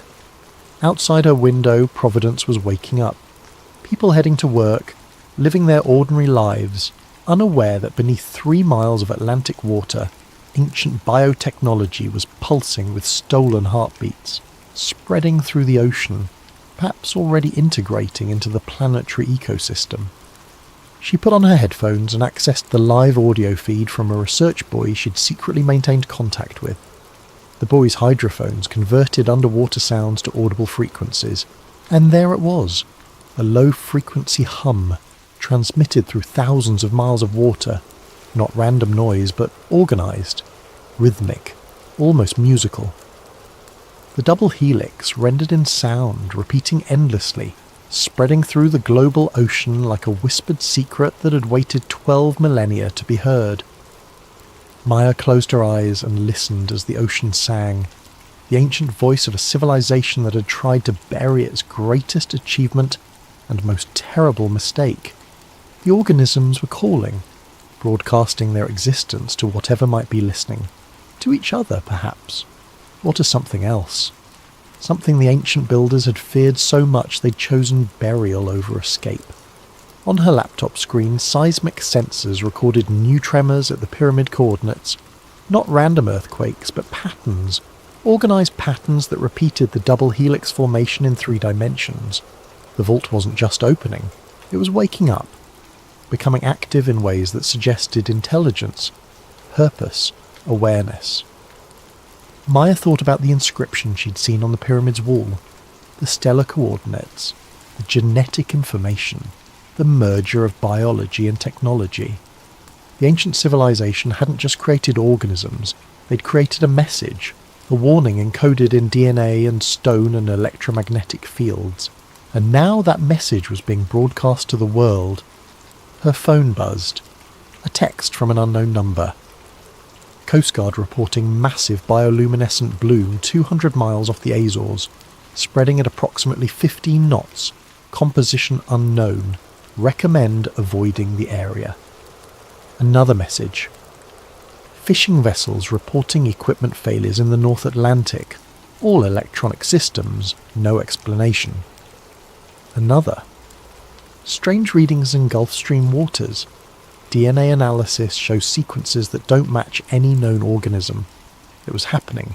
Slowly, inexorably, the organisms were spreading beyond the containment, adapting to the modern ocean, beginning whatever process the ancient builders had feared.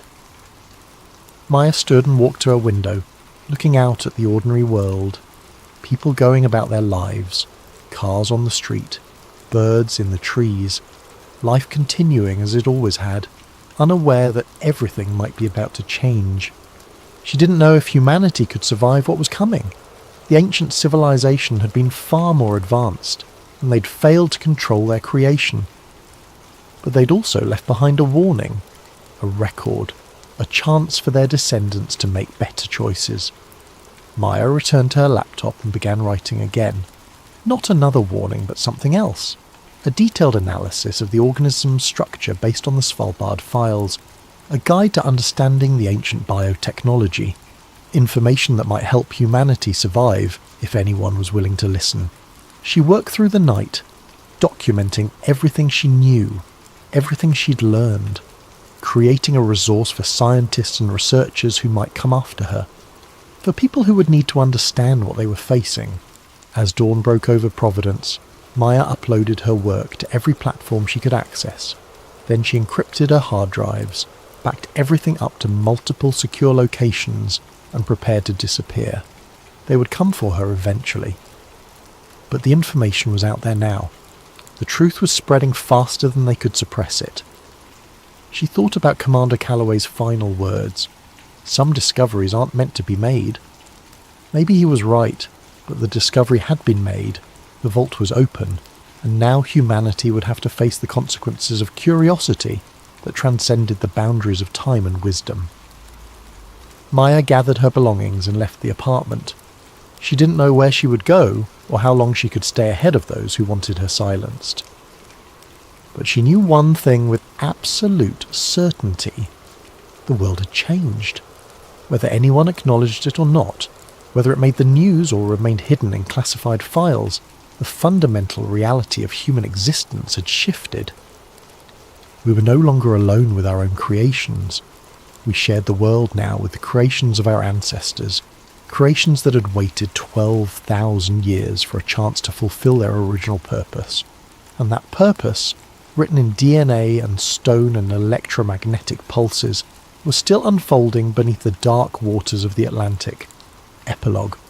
6 months later, marine biologists began reporting unusual phenomena in the Atlantic Ocean. Bioluminescent organisms with no clear place in existing taxonomy.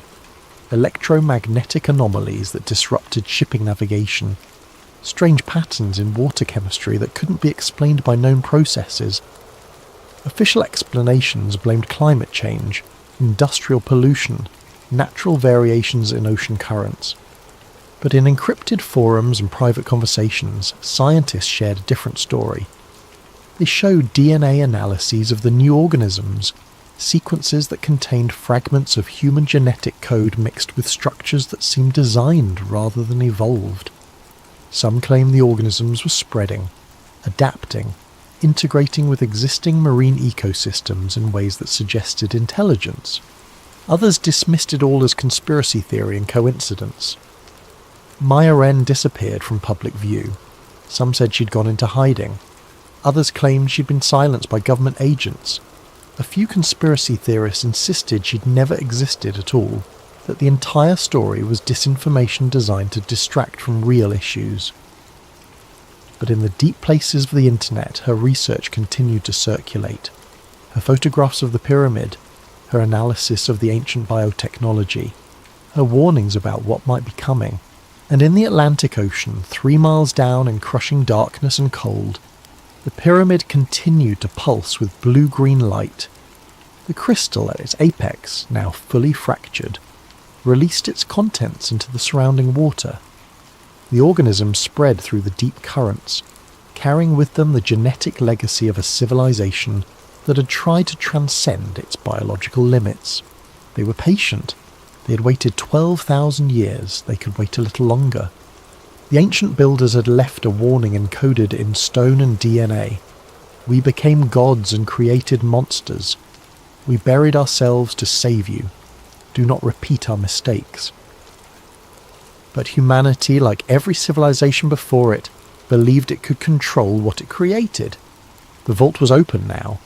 The warning had been given, and the future, whatever it held, would be shaped by choices made in the depths of the ocean and in the hearts of those who refused to learn from the past. The organisms sang through the dark water, their electromagnetic voices carrying information that might be a gift or a curse, a promise or a threat. And on the surface, the world continued to turn, unaware that everything had already changed. The tide was rising, and this time there would be no burial deep enough to contain what had been released. The coffee cup trembles in my weathered hands as I speak these words for the first time in 53 years. My name is Detective Raymond Kowalski, retired SFPD, and I'm dying. The doctors give me 3 months, maybe 4 if I'm lucky. But luck ran out for me the day I opened that damned Alcatraz file. They said Frank Morris and the Anglin brothers drowned in the frigid waters of San Francisco Bay on June 11th, 1962. The FBI closed the case. The warden slept easy. America's most infamous prison maintained its perfect record. But I found things I was never meant to see. Things that made me understand why some truths are buried deeper than bodies. This is my confession. Not of crimes I committed, but of the crime I witnessed. The systematic erasure of 3 men who may have pulled off the impossible, only to disappear into something far worse than death. If you're listening to this recording, it means I'm gone, and maybe, just maybe, the truth can finally surface from the depths where it's been drowning all these years. It was October 1968 when Lieutenant Carson dropped the manila folder on my desk like it was radioactive. 6 years had passed since the escape, and the case was supposedly closed, filed away with all the other solved mysteries that kept the bureaucrats sleeping soundly. "Formality, Kowalski," Carson said, not meeting my eyes. "Washington wants a final review of the Alcatraz evidence. Dot the I's, cross the T's, confirm what we already know. They're fish food at the bottom of the bay." I should have known something was wrong by the way he said it. Carson was a straight shooter, the kind of cop who looked you in the eye when he talked. But that day, he stared at the wall behind me like the words might crawl off it and bite him. The file was thinner than I expected for the most famous prison break in American history. Basic escape details, witness statements from guards, the makeshift raft materials found on Angel Island. Nothing I hadn't read in the newspapers. Too clean, too neat. "Why me?" I asked. Carson finally looked at me then, and I saw something in his eyes I'd never seen before. Fear. "Because you're thorough, maybe too thorough. They want this done right." He left me with those cryptic words and a growing certainty that this formality was anything but routine. I started with the obvious inconsistencies. The first was a car theft report from Marina District, filed 3 days after the escape. A 1959 Chevrolet, stolen from outside a boarding house. The owner, Mrs. Eleanor Hutchins, told police she saw 3 men walking away from the vehicle, heading toward the waterfront. When she called out to them, one turned and tipped his hat. "Polite as you please." "They had manners," she told the responding officer. "Real gentlemen. You don't expect that from criminals." The report was buried on page 47 of miscellaneous incident files. No follow-up, no investigation, no mention in the official Alcatraz case summary. Then there was the paddle, a crude wooden oar carved from driftwood, found by a fisherman near Richmond Bridge, 20 miles upriver from where the currents should have carried any debris. The fisherman, Miguel Santos, reported it to park rangers, who logged it as miscellaneous beach debris. No connection made to the escape, despite the timing and craftsmanship that clearly showed prison workshop techniques. But it was the witness statement that made my blood run cold. A night security guard at Fisherman's Wharf reported seeing 3 men in work clothes boarding a small fishing boat around 4 a.m. on June 12th. One of them had distinctive ears, prominent, almost pointed, just like John Anglin's mugshot description. The guard's statement was taken, filed, and apparently forgotten. When I tried to interview him, I learned he'd quit his job 2 weeks after the incident and moved back to Oregon. No forwarding address. "Don't dig too deep on this one, Ray," Carson warned me when I briefed him on my preliminary findings. "Some stones are better left unturned." That's when I knew I was onto something bigger than a prison break. The Anglin family farm in Ruskin, Florida felt like stepping into a different century. Spanish moss hung from ancient oaks, and the humid air carried the scent of orange blossoms and old secrets. Robert Anglin, the surviving brother, met me on the front porch with the wary eyes of a man who'd been expecting bad news for 6 years. "Federal agents been by here 4 times, he said without preamble, each time asking the same questions, getting the same answers. "My brother's drowned. That's what you want to hear, ain't it?" But his wife, Marie, had different ideas. After Robert went to tend the cattle, She pulled me aside in her kitchen, glancing nervously at the windows. "Christmas cards," she whispered, her voice barely audible above the ticking grandfather clock. "Every year since '63, no return address, just signed J&C in handwriting that looks mighty familiar." She showed me a shoebox filled with holiday cards, generic drugstore variety, postmarked from different cities: San Francisco, Los Angeles, Phoenix, Mexico City. The handwriting was careful, disguised, but there were telltale loops and slants that matched samples I'd obtained from the prison records. "Why haven't you told the FBI?" I asked. Marie's laugh was bitter. "You think we haven't tried? First agent said they were hoaxes. Second one confiscated them as evidence. Third one threatened to charge us with obstruction if we kept spreading false hope. These here are copies I made before they took the originals." Photographs came out next. 3 pictures, slightly blurry, showing 2 men in work shirts standing outside what appeared to be a South American cantina. The faces were partially obscured by shadows and hat brims, but the bone structure, the posture, the way one man favoured his left leg, it all matched the Anglin brothers' physical profiles. Woman from church. Her daughter married a missionary. Sent these from Brazil in '65, Marie explained.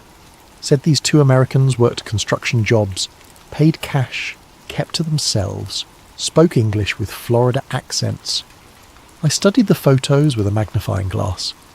The man on the left had a distinctive scar on his forearm, a scar I remembered from Clarence Anglin's prison medical records, sustained in a workshop accident at Atlanta Federal Penitentiary.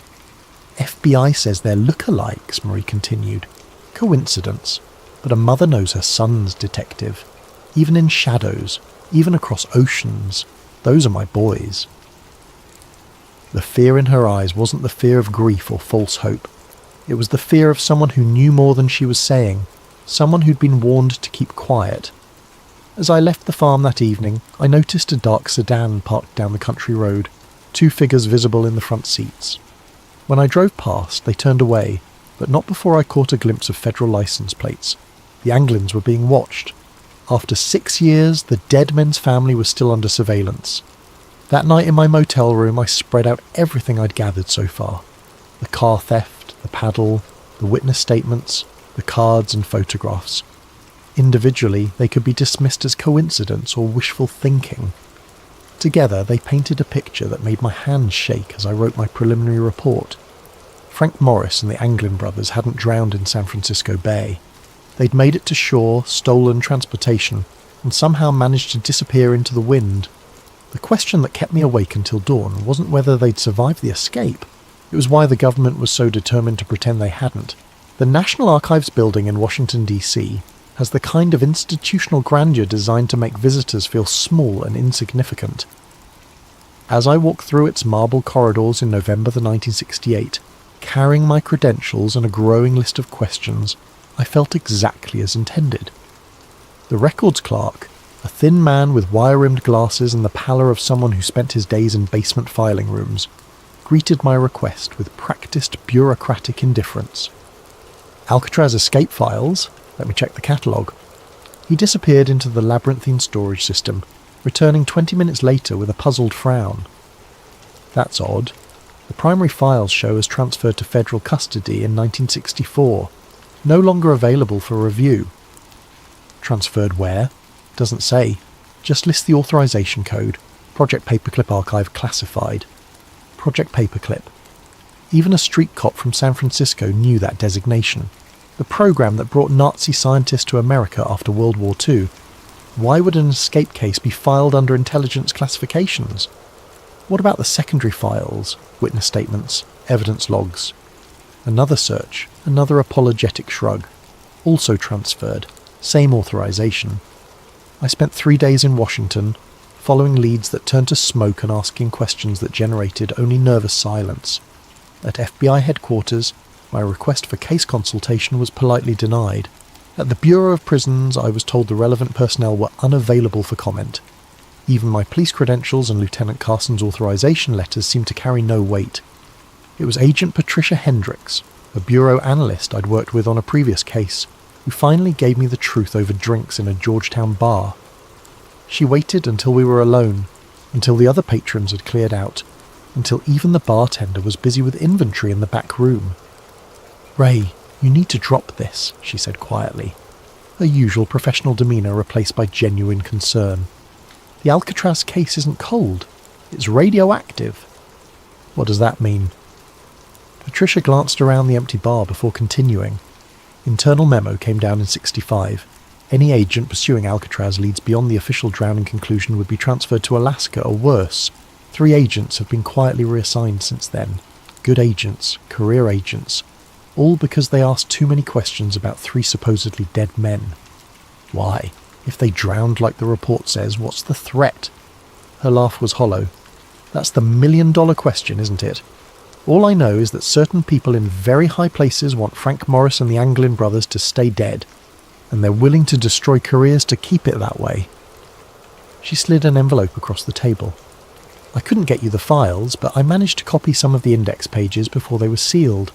Names, dates, reference numbers. Maybe you can piece together what we're not supposed to know." The documents were fragmentary, frustratingly incomplete, but they told a story that made my blood run cold. Cross-references to CIA front companies, mentions of asset recovery protocol, transfer authorization signed by officials whose names I recognized from the intelligence community. Most disturbing was a memo dated July 1962, just 1 month after the escape. Subjects may possess operational value. Recommend immediate field assessment rather than standard fugitive protocols. Operational value, not the language you'd use for bank robbers and car thieves.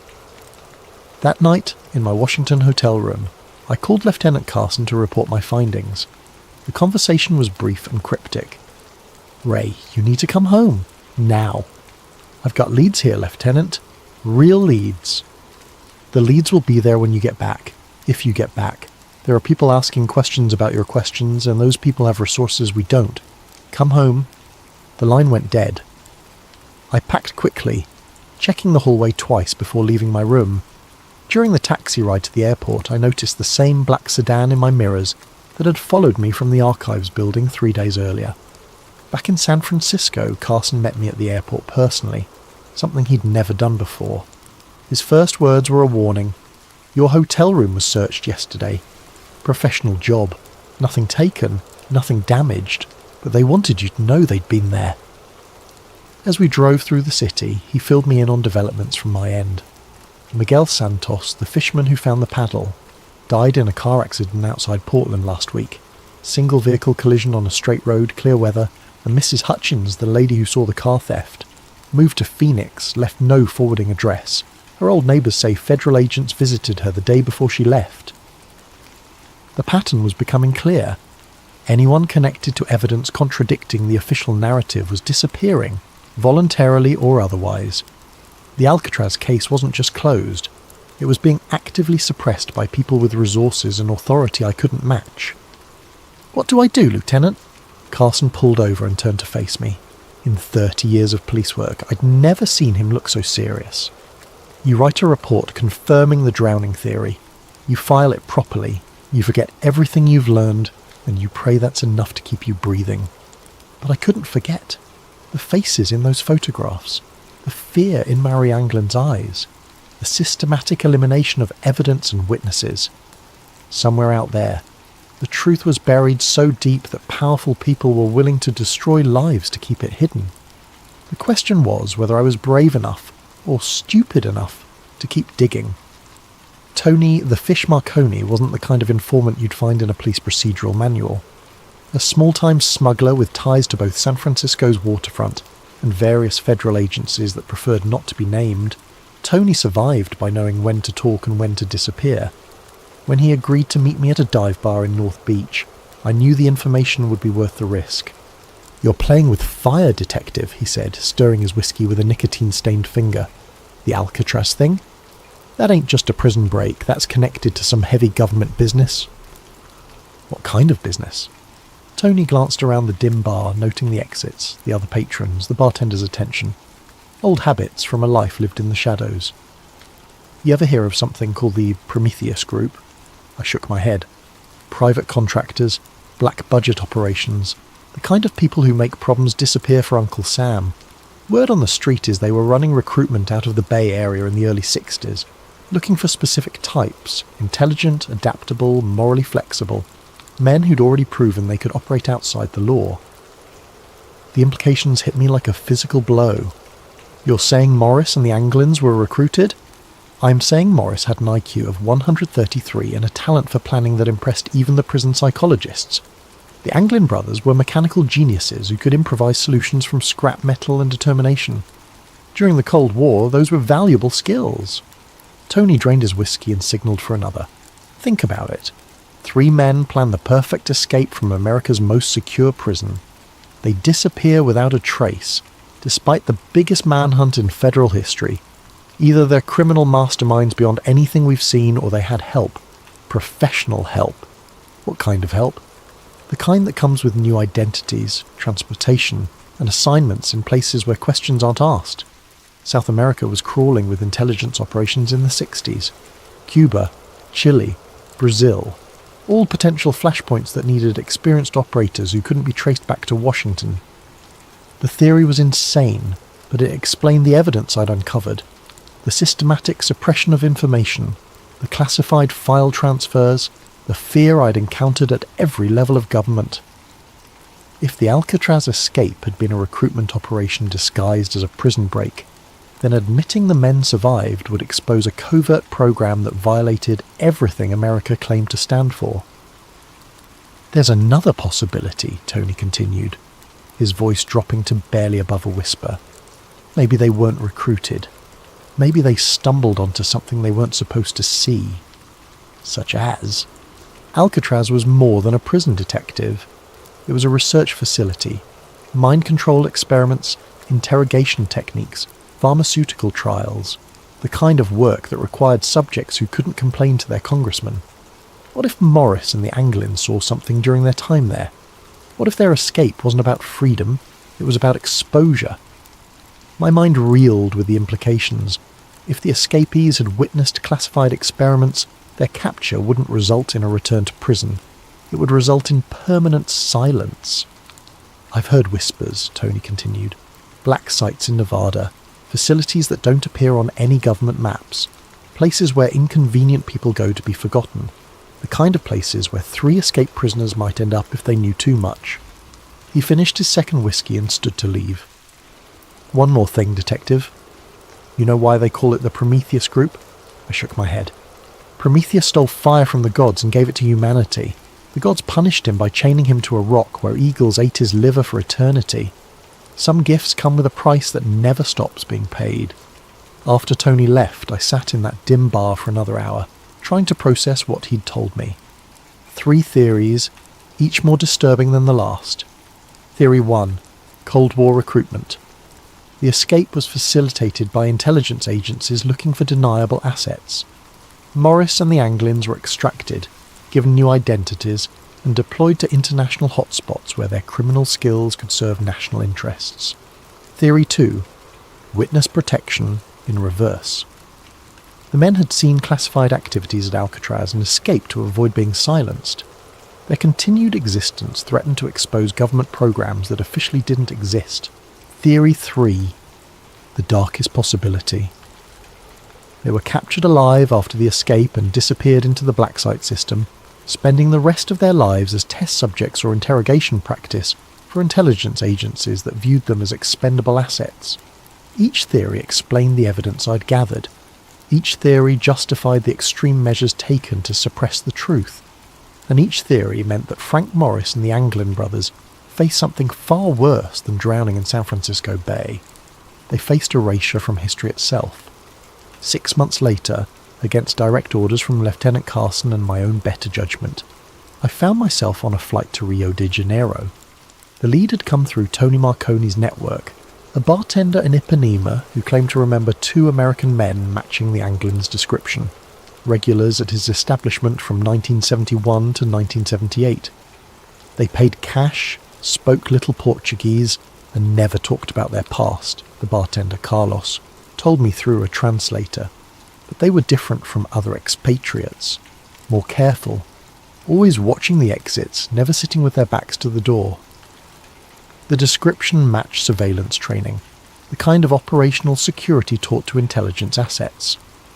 Carlos produced a photograph taken during a Christmas party in 1975. A grainy image showing two men at the edge of the celebration, their faces partially obscured but their body language unmistakably American.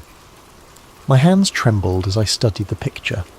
The man on the left had the same jawline, the same ears, the same way of holding his shoulders that I'd memorised from Clarence Anglin's prison files. The other figure showed signs of premature ageing, stress lines and grey hair that suggested a life lived under constant tension. "What happened to them?" I asked. Carlos's expression darkened. "They left suddenly, in the middle of the night. One day they were here, the next day their apartment was empty. The landlord said men in suits had come asking questions the week before, Americans but not tourists, government men." I spent another week in Rio following leads that grew colder with each passing day. The apartment building where the mystery Americans had lived was scheduled for demolition, its records mysteriously lost in a fire. The bank where they had allegedly maintained accounts had no record of American customers from that period. Every trail ended in convenient dead ends and missing documentation. On my final night in Brazil, I was approached by a man claiming to be a freelance journalist who'd been investigating the same story.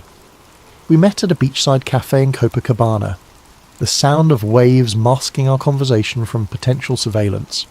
"You're the American detective asking about the Alcatraz escapees," he said without preamble. It wasn't a question. I neither confirmed nor denied, waiting for him to continue. "I've been working this story for 3 years," he said, "following reports of American fugitives throughout South America. The trail is real, detective, too real. These men lived here, worked here, built lives here. But every time I get close to proof, the sources disappear. Witnesses relocate. Documents vanish. I've had my hotel room searched, my phone tapped, my sources intimidated."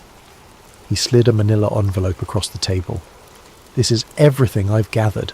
Photographs, witness statements, financial records, hidden in different locations for 3 years, copied and recopied to prevent loss. It's yours now." "Why?" "Because I'm done." Yesterday, I received a visit from 2 men with American accents and no identification.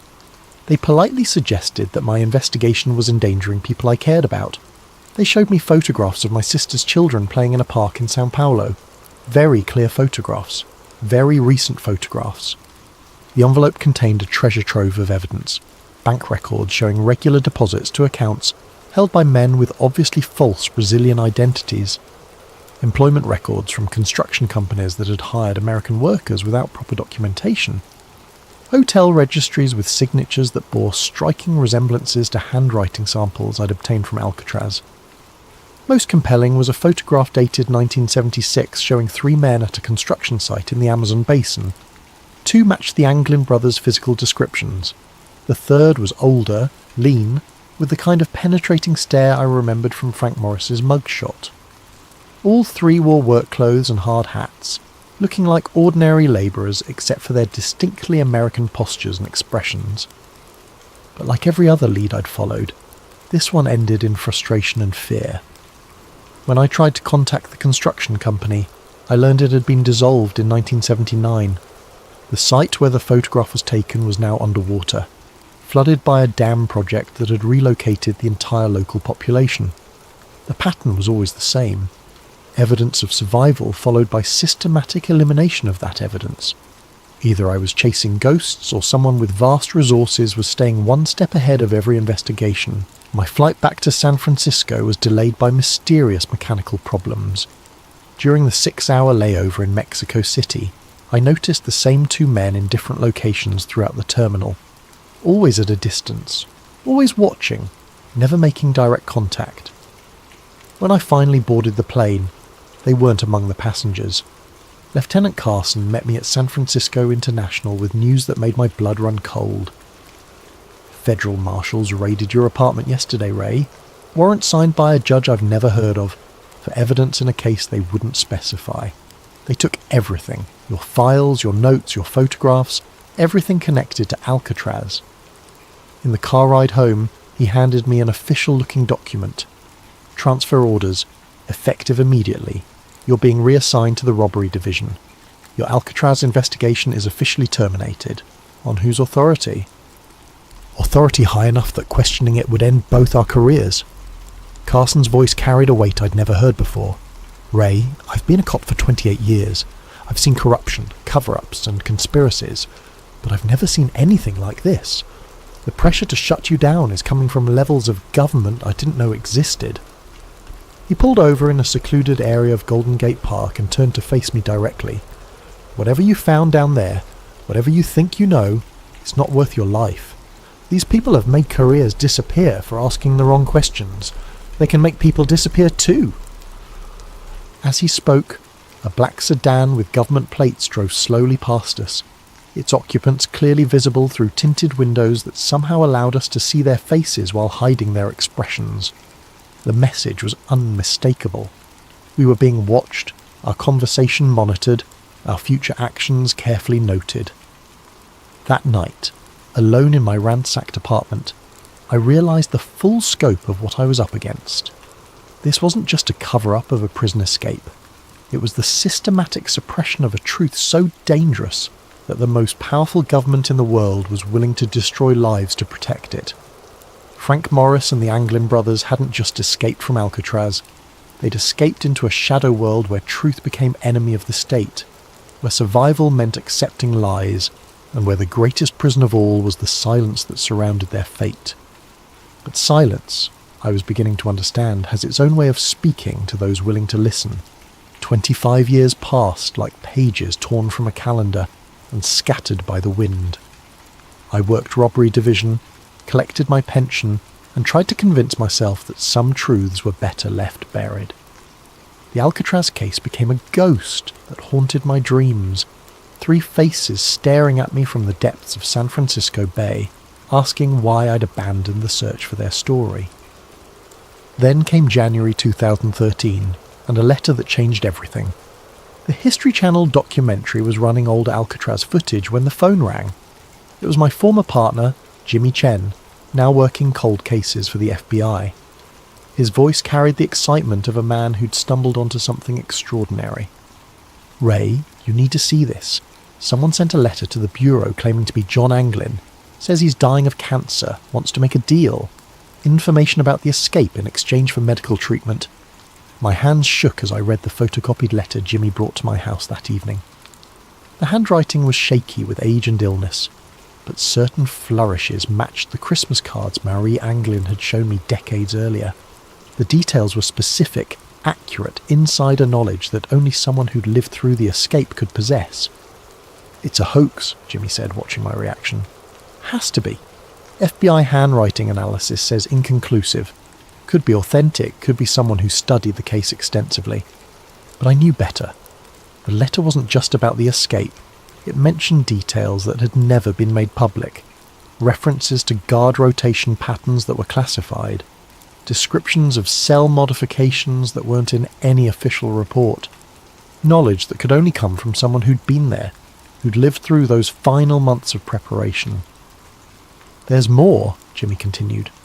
The letter mentions a meeting place, coordinates in the Bay Area, where supposedly Frank Morris left something hidden before the escape. Information that was too dangerous to carry. The writer claims it's still there, waiting for someone brave enough to look. The coordinates led to a section of Angel Island State Park, near the spot where the makeshift raft materials had been found 51 years earlier. Against every instinct for self-preservation I'd developed, I found myself hiking those trails the following weekend, searching for something I couldn't name. It was hidden in a cave that didn't appear on any park maps, sealed behind rocks that looked natural but showed tool marks when examined closely. A waterproof container, military surplus from the 1960s, containing documents that made my blood run cold. Guard schedules from Alcatraz, annotated with personal notes about corruption and smuggling operations. Photographs of prison officials meeting with men in expensive suits who didn't appear in any government directories. Financial records showing payments from offshore accounts to wardens and guards who lived far beyond their official salaries. Most damning was a handwritten journal in Frank Morris's distinctive script, documenting what he'd witnessed during his time at Alcatraz. The prison wasn't just housing criminals, it was housing witnesses to government activities that violated constitutional protections, political prisoners who'd been disappeared from the mainland, foreign nationals being held without diplomatic notification, test subjects for psychological experiments that would later be revealed as part of the MKUltra program. The final entry, dated 2 days before the escape, was prophetic in its certainty. We're not breaking out to be free, we're breaking out to stay alive. What we know, what we've seen, makes us more dangerous to them than any criminal they've ever housed. If we stay, we disappear quietly. If we escape and get caught, we disappear loudly. Our only chance is to vanish completely and hope the truth survives us. The documents explained everything. The official insistence on the drowning theory, the suppression of evidence, the systematic elimination of witnesses. The Alcatraz escape wasn't a crime to be solved. It was a national security incident to be contained. Morris and the Anglins hadn't just witnessed classified activities.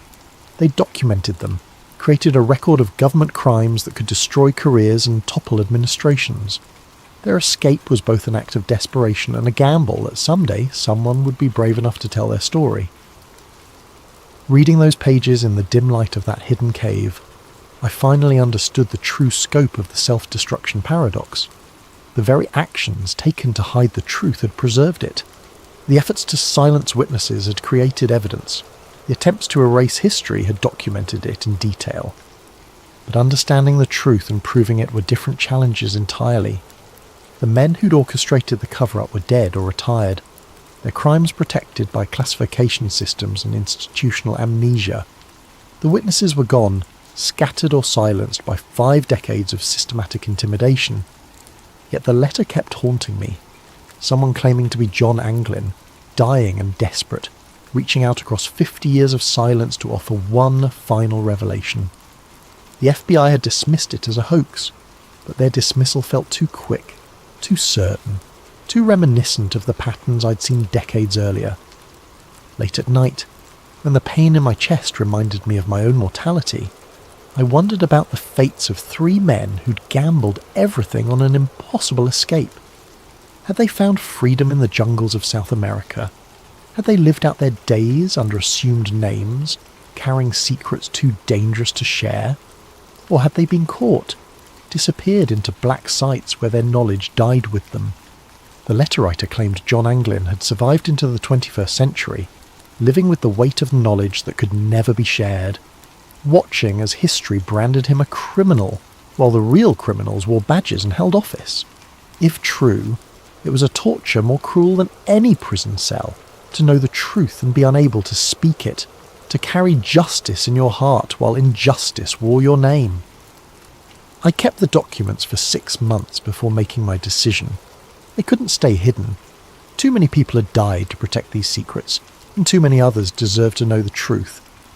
But releasing them publicly would accomplish nothing except getting me killed and the evidence destroyed. Instead, I chose a different path. I copied everything, hid the copies in locations scattered across the country, and left instructions for their release upon my death. If the government wanted to suppress the truth, they'd have to do it posthumously, when I could no longer be intimidated or eliminated. The original documents I returned to their hiding place on Angel Island, along with my own written account of the investigation. Future generations might find them, might understand what they represented, might finally give Frank Morris and the Anglin brothers the justice they'd been denied for over half a century. But justice, I was learning, was a luxury the living could rarely afford. It was a gift we could only leave for the dead, a truth we could only speak when our own voices had been silenced. The morphine makes it difficult to focus, but I need to finish this recording while I still can. The doctors say hours now, maybe a day if I'm stubborn enough to fight the inevitable. I've been fighting for 78 years. What's one more battle against the darkness? I've spent 53 years carrying the weight of what I learned about Frank Morris and the Anglin brothers. 53 years of waking up in cold sweats, wondering if today would be the day federal agents knocked on my door with a permanent solution to my inconvenient knowledge. 53 years of looking over my shoulder, checking my rearview mirror, and jumping at unexpected phone calls. The truth is a heavy burden when you're carrying it alone. I don't know if Frank Morris and the Anglin brothers lived out their days in Brazilian freedom, sipping caipirinhas on Ipanema Beach and laughing at the federal agents who'd spent decades searching for their corpses. I don't know if they died namelessly in some government facility, their final words lost in soundproof rooms designed to swallow screams. But I do know this with absolute certainty. They didn't drown in San Francisco Bay on June 11th, 1962. The evidence was always there for anyone brave enough to look past the official narrative. The car theft, the witness statements, the photographs from South America, the Christmas cards signed with familiar initials, each piece individually dismissed as coincidence or hoax, but collectively forming a picture of survival that powerful people needed to deny. The government's insistence on the drowning theory wasn't about maintaining Alcatraz's reputation or protecting prison security. It was about hiding activities that violated every principle America claimed to represent. The research programs, the intelligence operations, the systematic elimination of witnesses, all of it justified by national security classifications that turned constitutional protections into classified waste paper. Morris and the Anglins weren't just criminals who pulled off the perfect escape. They were inconvenient witnesses to state-sanctioned crimes, men whose continued existence threatened to expose a shadow government that operated beyond law, beyond oversight, beyond accountability. Their escape became their crime, their knowledge became their death sentence, their survival became a national security threat that required decades of cover-ups, intimidation, and murder to contain. I've left evidence of everything I'd discovered, hidden in multiple locations protected by legal arrangements that will trigger automatic release upon my death. Some truths are too important to die with the men who discover them. The morphine is winning now, and the room is getting darker. But before I fade away, I want to leave you with this final thought. Alcatraz was never escape-proof because its walls were too high or its waters too cold. It was escape-proof because the government made survival more dangerous than imprisonment, freedom more terrifying than captivity. The greatest prison isn't built with stone and steel. It's built with silence and fear, with official denials and convenient accidents, with careers destroyed and witnesses disappeared. Frank Morris and the Anglin brothers didn't die in San Francisco Bay. The Bay didn't kill them.